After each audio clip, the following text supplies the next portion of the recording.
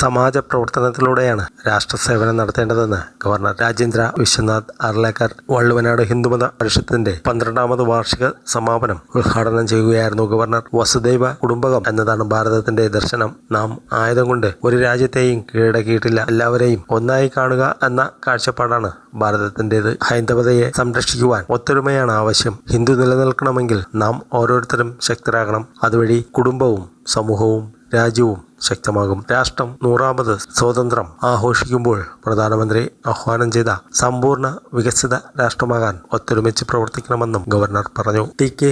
വിനയഗോപാൽ അധ്യക്ഷത വഹിച്ചു. സ്വാമി ദേവാനന്ദപുരി അനുഗ്രഹ പ്രഭാഷണം നടത്തി. Vijayakrishnan Amethikkara, doctor Premachandran Medathur, KP. നാരായണൻ എന്നിവർ സംസാരിച്ചു. ഗോപാലകൃഷ്ണൻ കൈപ്പഞ്ചേരി ദീപം തെളിയിച്ചു. അഡ്വക്കേറ്റ് രാജേഷ് വങ്ങാലി അധ്യക്ഷത വഹിച്ചു. വൈസ് സതീഷ് മുഖ്യപ്രഭാഷണം നടത്തി. വിനയൻ തൃത്താല, ഡോക്ടർ വിജിത് മേടത്തൂർ, ധർമ്മരാജൻ പെരിങ്ങോട് എന്നിവർ സംസാരിച്ചു.